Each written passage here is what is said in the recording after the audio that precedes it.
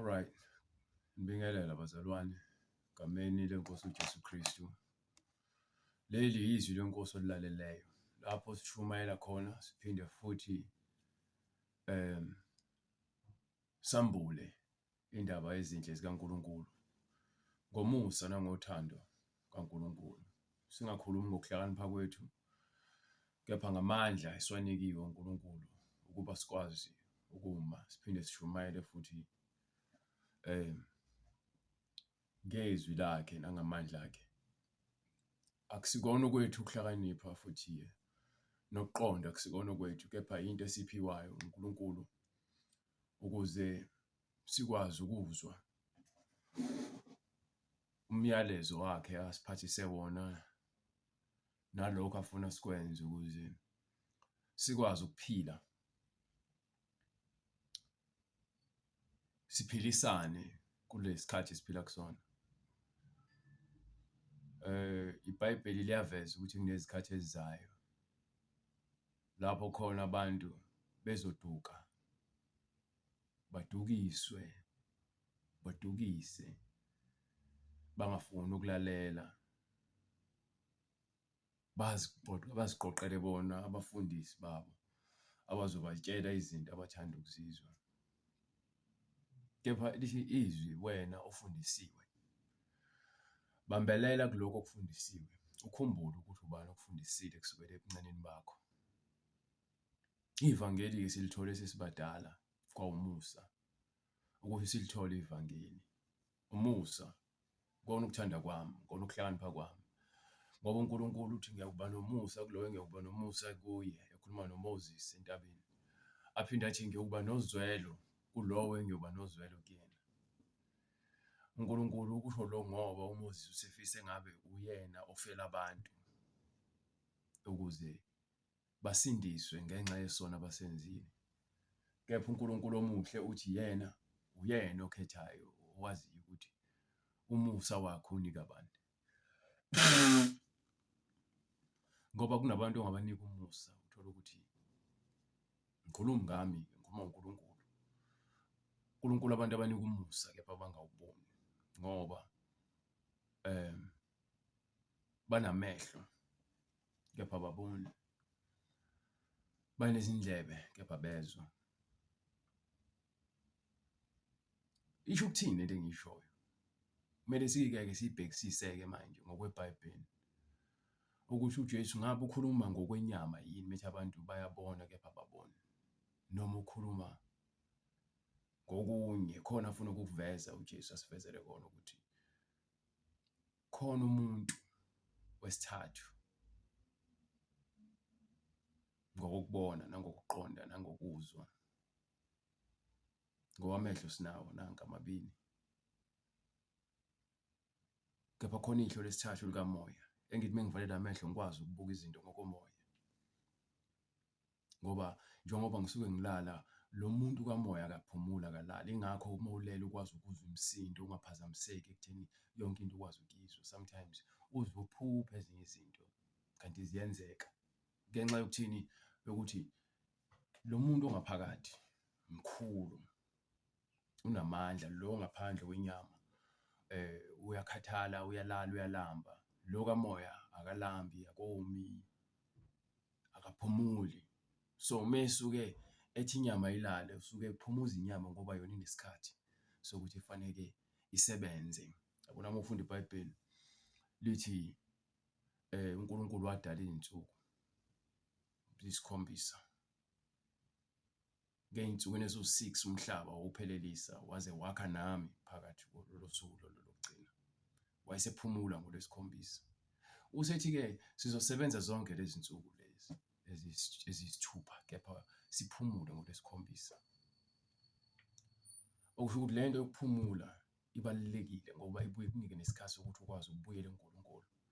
NgeSabatha uma ubheka ngokwencwadi abantu babebuyela emumva bayofundiswa ngomthetho njalo ngeSabatha, bahlale phansi badle kube mnandi. Abapristi ibona ababhizi lapha e-altare, ibona ababhizi bayatatazela, abantu bayarelaxile.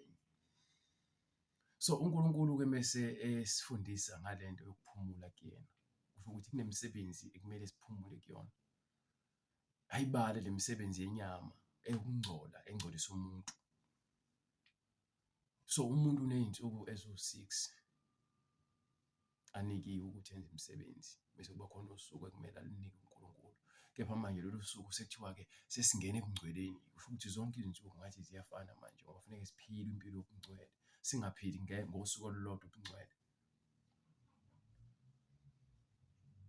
So njengoba-ke kunale y'nsuku nabantu la emhlabeni bayasebenza,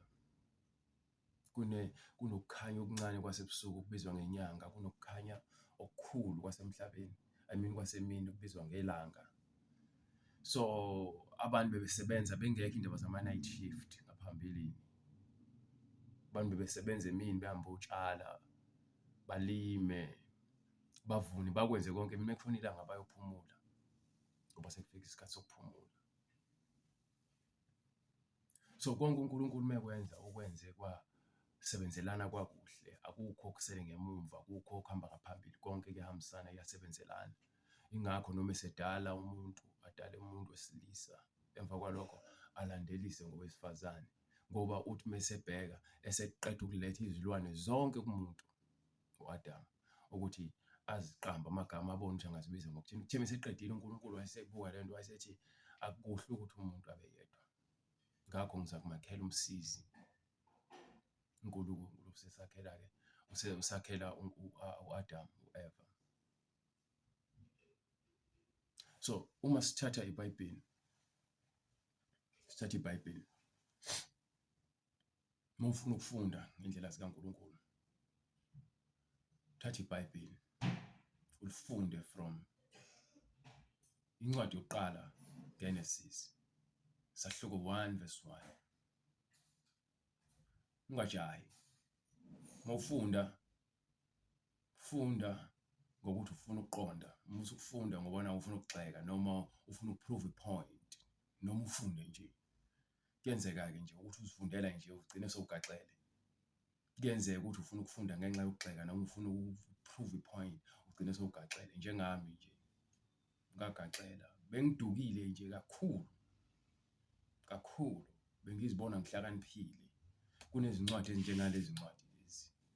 Yayibona le ncwadi le ekhuluma ngo-12 rules for life. Ayikho into ekuthiwa u-12 rules for life ngaphandle komuntu osuke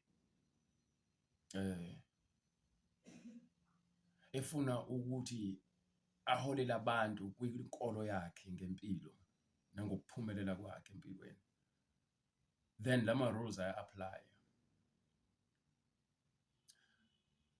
Emshadweni, kuma-relationships emshadweni, awekho ama-rules a-applyayo awami azogcina umshado ufudumele. Ngokuba lawo ma-rules kunokwenzeka ukuthi acindezele lo muntu ekuthiwa ungumsizi wami ngenxa yokuthi mina lento yama-rules ngifuna isebenze ngale ndlela ebekwe yimina. Kepha uma sesiza uNkulunkulu kuyahluka. Uma sesiza uNkulunkulu sihamba ngendlela yakhe ebekwe uyena. Umshado uzoma phakathi kwabantu abasaba uNkulunkulu, kepha kubantu abangamesaba uNkulunkulu umshado ngeke uzume. Why? Ngokuba lowo odale umshado uyena ophakathi komshado, uyena ohlanganisa abantu, uyabatshela abantu ukuthi emshadweni njengendoda thanda umfazi wakho.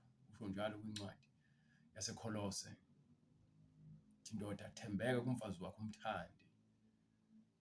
Nase-Efesu futhi sahluko 5 usho njalo. Athi umsebenzi wamadoda ukuthi athande abafazi babo. Umkakhe angazizwa engazi ukuthi ugcina icala ngokuba nawe, kepha azizwe ukuthi siyahlupheka sindawonye, kepha ngisendaweni efanele ngoba ngakhetha umuntu engimthandayo futhi ongithandayo. Udela konke ngoba uyangithanda. Likhuluma nomuntu wesilisa nje iBhayibheli ukuthi akazinikele ekuthandeni umuntu wesifazane, asuke emnikiwe ukuthi amthande. But uSathane wenze njani? Usifaka inkolo yenkohliso yokuzethemba nokuthi uma silibuka iBhayibheli silibuke ngendlela yokuthi siya-highlight, asilifundi ngokuphelele. So if then sizolifunda kanjalo iBhayibheli, sothatha esikufunayo sishiye lokho esingakufuni. Yingakho namhlanje ubona kunezinkolo ezingaka eziningi ezahlukahlukene. Hhayi ngoba kukhona into e-wrong eBhayibheli, khona into e-wrong ngathi. iBhayibheli liyizwe elimile. Thina mase sifuna ukulisebenzisa iBhayibheli, sifuna ukulisebenzisa for ukuthi silichasisele ngendlela ezokwenza ukuthi abantu balandele igama lenkolo, bangalandeli izwi nobungcwele. Lokho kuyingozi esibhekene nayo ngokushumayela nokusindiswa kwabantu. Abantu benza iBhayibheli libe indlela yokwenza imali, libe indlela yokuthola i-attention ukuze bazibone bebakhulu. Sikhohlwe ukuthi uJesu uyasho ukuthi ezikhathini zokugcina kuyovuka ngisho abaprofethi bamanga. Sebabona abaprofethi bamanga, but abantu abangalazi izwi likaNkulunkulu ngeke bambone umprofethi wamanga, bazobona engathi yonke into iyafana, nobani nobani ushunywa uNkulunkulu, akahlule lo uNkulunkulu. Lalela, akuyona indawo yami ukulahla umuntu, akuyona indawo yami ukulahla umuntu. Ngithi nje uye esihogweni, noma wena uyisifebe ufanele uye esihogweni. Lo muntu ngiyamlulaza, ngiyazilahla mina kuNkulunkulu. Ngokuba lithi iBhayibheli, awunakuzilandulela, kusho incwadi yamaRoma 2:2. Wena muntu othi wazi umthetho, ufundisa abantu ngomthetho, ubahlulele ngomthetho. Kepha wena ekubeni uyahluleka ukwenza izinto ezisemthethweni, wena uyafana nomuntu okhomba indlela ukuthi abantu abayihambe, kepha wena uyihamba indlela. Noma uyi-sign board, sign ekhombayo ukuthi uma ufuna ukuya ngapha Cape Town, KZN, whatever road, uthatha lo mgwaqo lo. But wena ngeke uzofike khona. So yini engiyilwelayo? Ngilwela ukuthini mina uNkulunkulu alungise umphefumulo wami kuqala. Ngingathi mengibuka omunye umuntu ona bese ngisizakale. Kepha mina umsebenzi wami yini? Ukumkhulekela. Baningi abantu abalahlekile. Baningi abantu abangabazalwane kepha badukile. Yini umsebenzi wami? Ukumkhulekela. Sikhona isidingo sokuthi ngimphoqe, ngizame ukumfaka imfundiso ngenkani? Cha. Umsebenzi wami ukuthi uNkulunkulu okuyena othinta inhliziyo zabantu, othi ngaphakamisa uFaro ukuze ngimehlise, owakwazi ukuguqula uNebukadneza inkosi ukuthi idle utshani ngoba nake efuna ukukhombisa ukuthi mkhulu. Uma uNkulunkulu evumile ukuthi ayenze lo nto komunye umuntu omakhelwane wakho, kukhona into mina engingayenza ukuze ngishintshe lowo muntu abe inceku noma abe ingane kaNkulunkulu, noma abe sesimweni sokuthi uNkulunkulu amthande. Ayikho into engingayenza, ukuthandaza kuphela into enkulu engingayenza mina. Not ukuthi ngingaphoqa umuntu ukuthi akholwe, ngidinwe uma engakholwa, ngicasuke uma engakholwa. Cha. uNkulunkulu umusa wakhe uthi usanele sonke. Wangithanda ngiyisoni, naloya muntu oyisoni uthi uyamthanda. Uthi imvula esuke inetha, inethela mina, iphinde inethe nalo muntu engithi mina mubi. Ngoba usithanda sonke, nami ungithathe ngiyisoni wangiguqula. Namanje ngisayisoni esisebenzela ukuthi sibe umuntu ophelele phambi kaNkulunkulu. Nangelilodwa ilanga ngifuna ukuziphakamisa ngithi hayi sengikholiwe, sengihambe noNkulunkulu isikhathi eside, bese emva kwalokho ngizame ukuthi mina ngiphule umyalelo kaNkulunkulu, ngidelele intando kaNkulunkulu. Ngoba ngaso sonke isikhathi uma kwenzeka kufika leso simo, inhliziyo iyaphuka. Ngoba uNkulunkulu lento yokuqonda nobuqotho wayefaka kumuntu emdala, kepha umuntu wayesehamba ezifunela indlela zakhe yena. So ungitshela ukuthi uNkulunkulu yini wrong ngayo uNkulunkulu? Uma ngase kuthi ufuna into e-wrong ngoNkulunkulu. The reason why abantu bebona izinto ezi-wrong ngoNkulunkulu ngoba kunoNkulunkulu abamkhonzayo, and uSathane ke lo. Njengoba bekhonza uSathane, kuba lula ukuthi babone izinto ezi-wrong ngoNkulunkulu odalise nomhlaba, ngoba uSathane ubavumela ukuthi benze izinto uNkulunkulu angafuni ukuthi bazenze. angathokozile ngazo. So ngoba banaloyo nkululeko bacasukela abantu abathini bahamba noNkulunkulu. Wena uhamba noNkulunkulu awukwazi ukucasulwa umuntu oyisoni ngoba wena uNkulunkulu kunika uqonda ukuthi wena lo muntu wenza lento ngoba akazi wenzani usebumnyameni. Wena uma umdinelwa-ke uchaza ukuthini? Chaza ukuthi nawe usekukhanyeni bobumnyama ngokuba uthi uJesu iwindi lenhliziyo iso lomuntu. So uma iso lakho lingukukhanya, kukhulu ukukhanya ongaphakathi kwena. Sho ukuthi zonke izinto ozibonayo, izinto ozifundayo, izinto ohamba odlula kuzona azilethe ukukhanya kwena. Noma ngabe kuthiwa ziza nobumnyama, why kumele zilethe ukukhanya kwena ekubeni ziza nobumnyama? Ngoba wena usekukhanyeni, ukukhanya wena. So noma ngabe yini usathane ayilethayo ubumnyama kwena ifika iphenduka ukukhanya ngokuba sowufakwe isibani sokuphila uJesu Kristu. So njengoba ufakwe isibani sokuphila uJesu Kristu, lokho kusho ukuthi ayikho into engacisha ukuphila okuthathe kuKristu. Ayikho into engakwenza ukuthi uthi nxa komunye umuntu ngaphandle kwesizathu. Ayikho into engakwenza ukuthi kube lukhuni kuwena ngaphakathi ukuthi uxolele omunye umuntu. Ayikho into engenza kuwena kube nzima ukuthi uma unakho umuntu eswele umuphe. Ayikho into engakwenza ukuthi wena uphindisele okubi ngokubi. Ngoba uma ufunda incwadi yamaRoma sahluko 12 ithi ungaphindiseli okubi ngokubi. Uma unenkinga nomunye umuntu efika kuwena ezothi unxaniwe mphuzisa amanzi, yini ucisha lento yobubi kuwena. Wena uma wenza kahle kuyena lithi iBhayibheli kufana nokuthi umthela ngamalahle ekhanda ngoba wenza into angayilindele, uyamshisa ngesenzo sakhe esihle. So abantu abaningi aba-understand ulimi likaJesu ngoba uJesu wayengakhulumi nabo ngenyama. uJesu wayekhuluma nemfanekiso ngoba wayengafuni ukuthi imfundiso yakhe even ithatheke kalula. Ingakho namhlanje isadida abafundisi abaningi. Hayi ngoba ingabafundisi, ngoba zenza abafundisi bengathunywanga uNkulunkulu. uNkulunkulu uyamthuma umfundisi wakhe ukuze ezokhuluma izinto zikaNkulunkulu, angakhathalele ukuthi abantu bathini. Abantu abaningi bakhathalele ukuthi abantu bathini, bazobuka kanjani. And iyona bungozi-ke ukushumayela ivangeli namhlanje le. Uyafuna sicompromise uSathane, sidicilele phansi igama likaNkulunkulu. Kepha ngoba uJesu uthi thina sinikwanga ukwesaba nokuba amagwala, kepha sinikwe umoya wothando. Sinikwe umoya wani wothando nokuqonda. Ngokuba lithi iBhayibheli ngokuba uthando lisibekela, ukusibekela, umboza, cover. So uthando liyakhava inzondo. Uthando luyakhava inhlupheko. Uthando liyakhava ukubekezela. Uthando lukhava ukufa. Uthando lento yavusa uJesu ekufeni. Uthando ukuthanda ubaba osezulwini. Uthanda umuntu ozitheste ngokuthanda uNkulunkulu.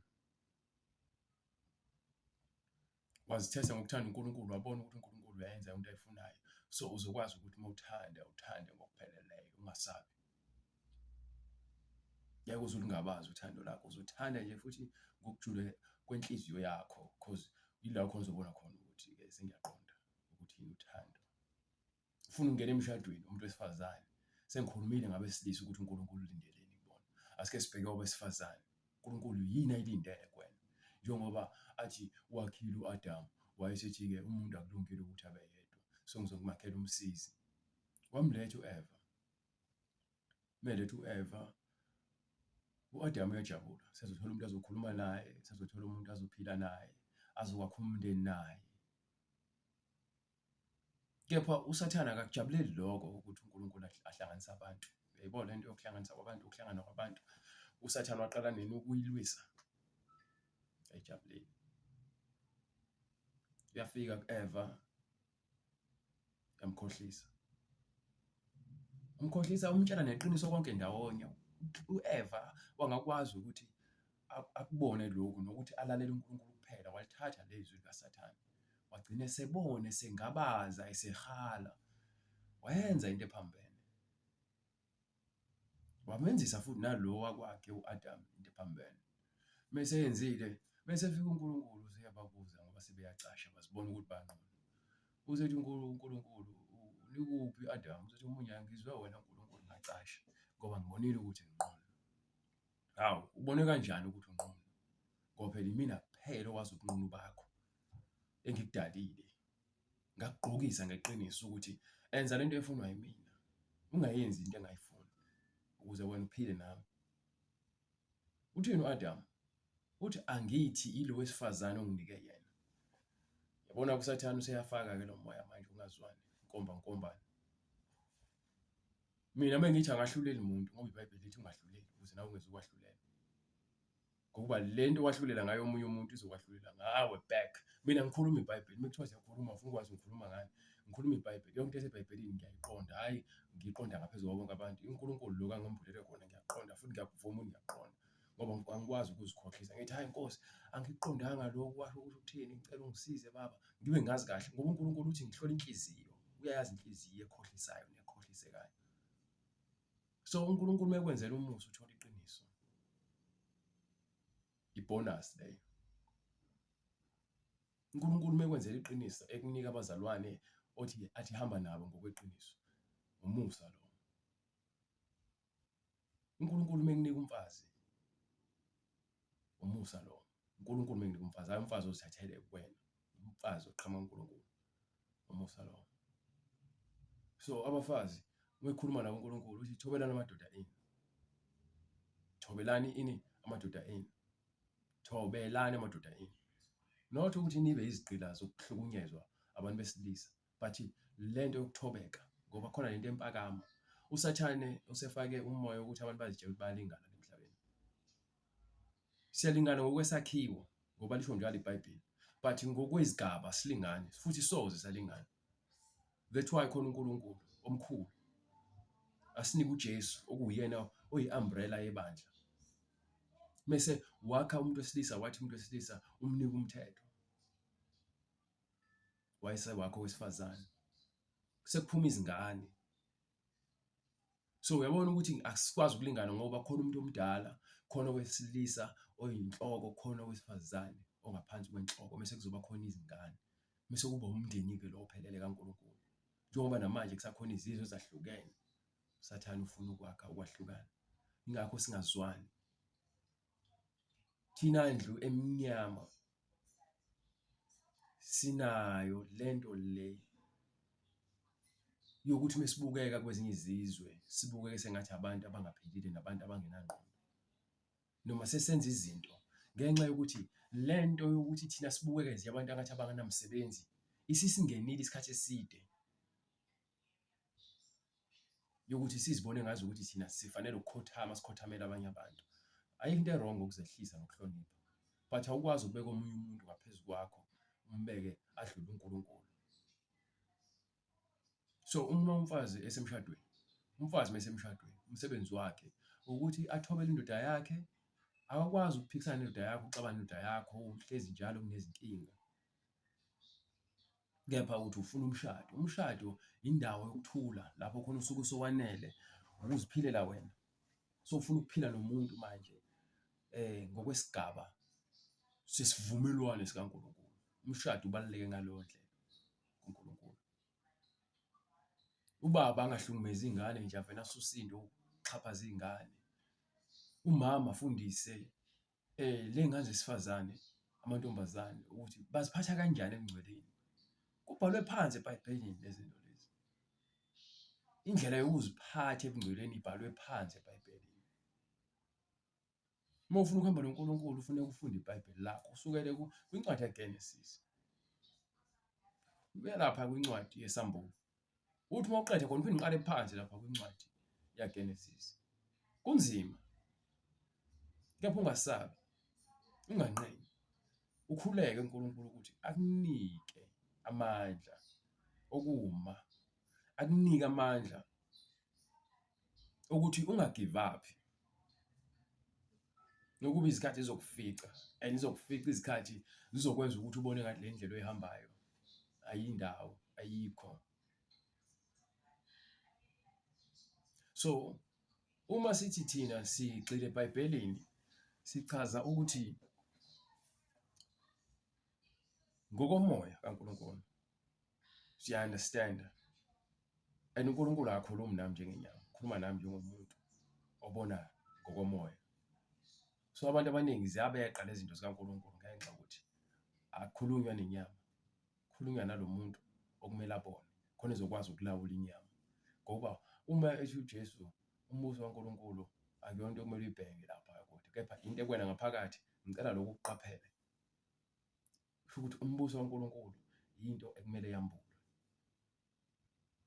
Buka u-Adamu uNkulunkulu uyamakha aphile naye eparadise.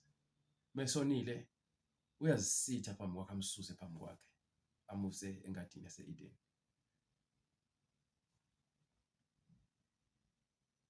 So uNkulunkulu uma ekwazi ukuthi azisuse phambi kwakho, kusho ukuthi uNkulunkulu bephila kadamu ekwazi ukuthi abe nalowo budlelwane naye, kepha ngesono uNkulunkulu wazisitha kadamu.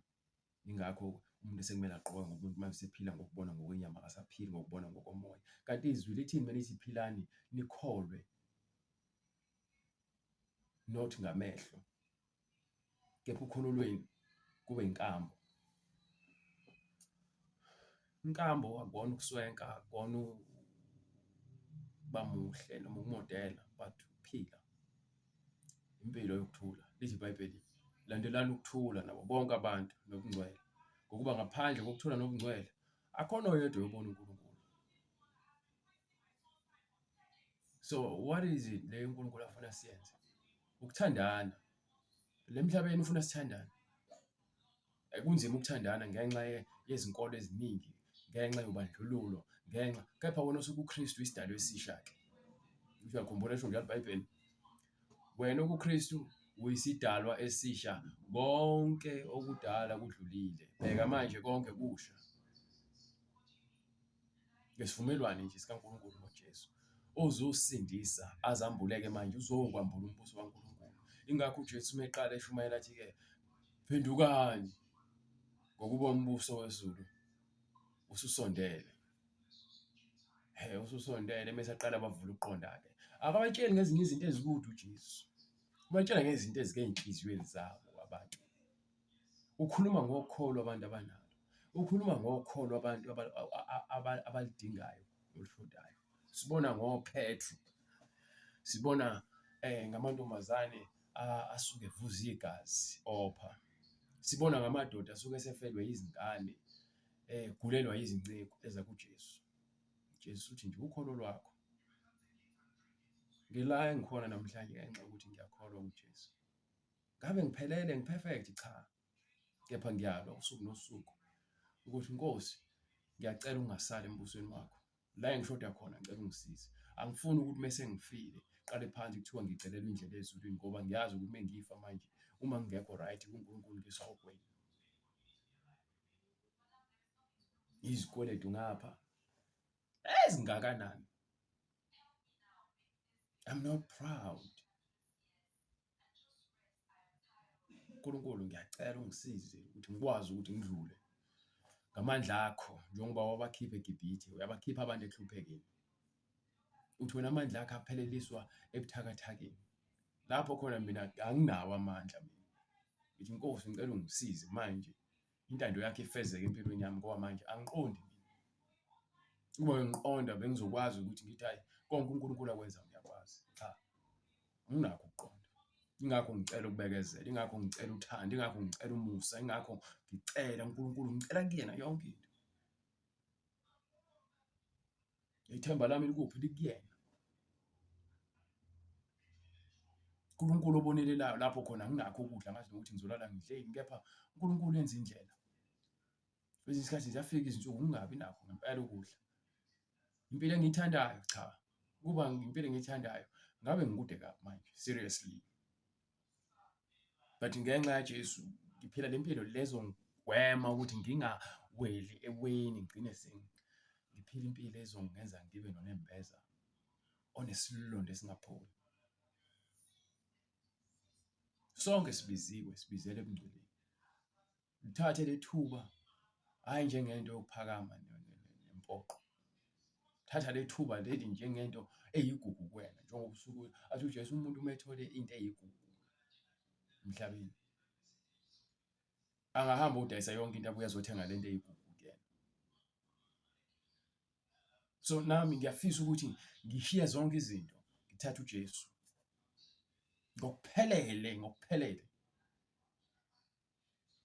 Ngiyabona ukholo lukaJesu ngeke ulifanise nokholo lukaDavide.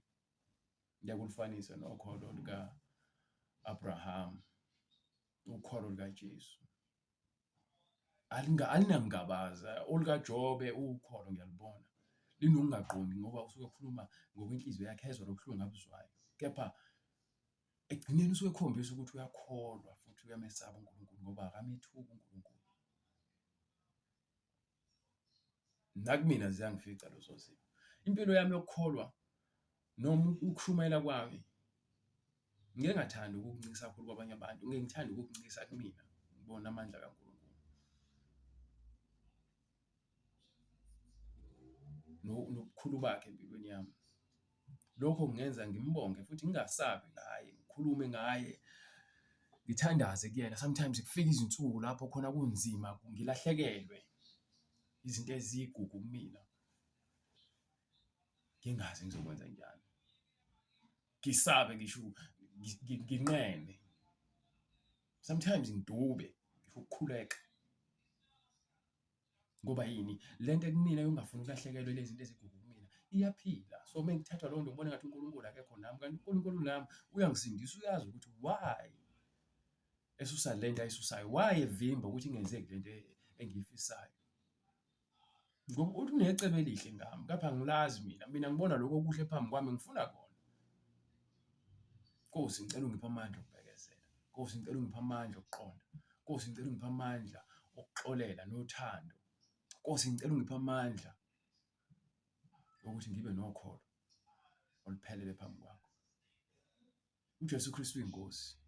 Laba abafuna ukubhabhadiswa baze kusithinta kule mininingwane le oyibonayo esikrinini masishumayela noma esuke ibiziwe. uNkulunkulu siyambonga ngani bazalwane. uNkulunkulu aqhubeka angigcine size siphinde sibonane ngokuzayo. uJesu Kristu uyinkosi. Amen.